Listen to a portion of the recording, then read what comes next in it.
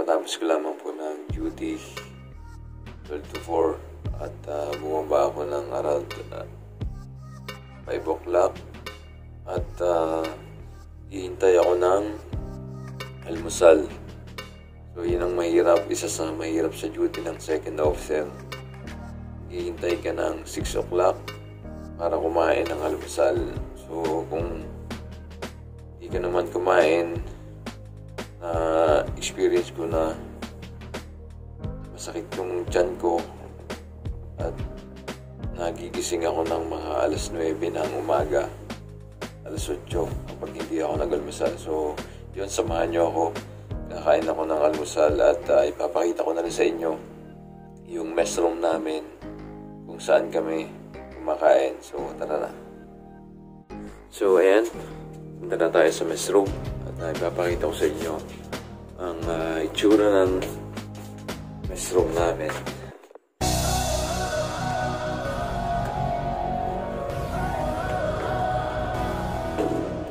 Yan, kung mapapansin nyo yung mga side natin, meron yung mga plastic. Nilagyan niya ng cover para hindi madumihan kapag nasa dry dock na kami. So papasok kami sa dry dock, naghihintay lamang po kami na matapos yung warranty namin dahil na nag-positive yung isa namin na kasamahan dito. So yan, bali yung mess room ay located sa A deck. So kailangan kong bumaba. Sir, good morning. Morning! Morning, Yurski!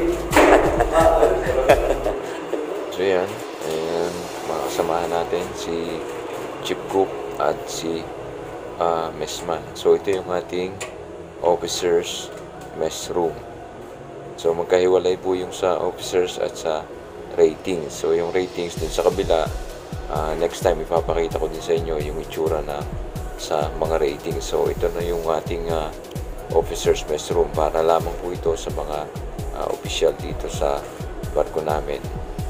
So yan, dito tayo mag-aalmusal ngayon. So samahan nyo ako guys para makita nyo yung routine ko araw-araw, para may idea kayo sa mga gustong magsiman. Alam nyo na kung anong mga mangyayari kapag sumakay kayo ng barko.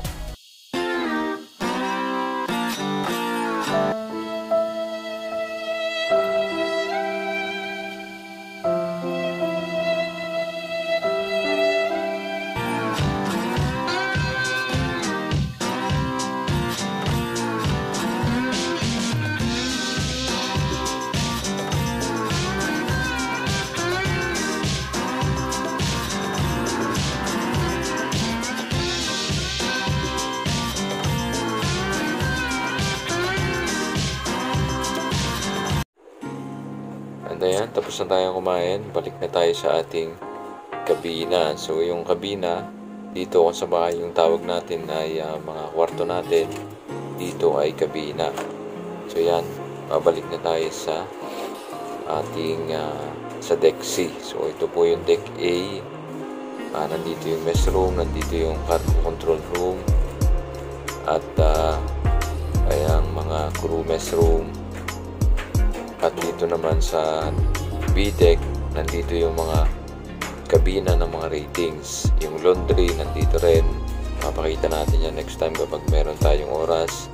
At yun, sa C-deck po yung room natin or yung kabina natin. So, bakit na tayo? At ito na yung C-deck. Nandito yung mga kabina ng mga opisyal, mga engineer, kapitan, si chief engineer. So, ito yung kabina ko. At magpapahinga na tayo. So yun guys, tapos na tayo kumain at magpahinga lamang tayo mga isang oras bago tayo matulog. So time check natin, alas 6 na ngayon ng umaga at makakatulog ako ng mga alas 7 na. So yun, hindi ko kayo dinidiscourage sa mga aspiring na seaman, sa mga gustong maging officers. Pero kapag oras ho na sumampa na kayo ng barko, wala na kayong maayos na tulog. So makakatulog kayo ng maayos kapag nasa bakasyon na ulit kayo. Pero oras na sumampa na kayo sa barko, hindi na kayo tulog ng maayos o hindi na kayo magkakaroon ng kumpletong tulog. So kagaya ko, nag-duty ako ng midnight hanggang 4 o'clock. So nakababa ako ng bridge around 5 o'clock na at naghintay ako ng almusal 6 o'clock. Then magpahinga pa tayo ng konting oras, mga 1 oras. Then mga 7 na ako makakatulog. Then gising na naman tayo ng mga around 10 o'clock, 10:30 para mag-prepare na naman sa 12 o'clock na duty natin. So yun, pero kapag nasanay kayo, kayang-kaya nyo naman yan sigurado. At sabi nga, sanay-sanay lamang po yan. So yun guys, hindi ako makagawa pa ng video na kagaya na sinabi ko ng mga tutorial about sa mga ginagawa ko. So naggagawa lamang po ako ng video para meron kayong update at meron akong mai-upload. So yun guys, abangan nyo yung mga gagawin natin video. So antok na ako pero hindi po makatulog bagong kain po tayo. So thank you guys sa pagsuporta dito sa ating channel at God bless sa inyo lahat.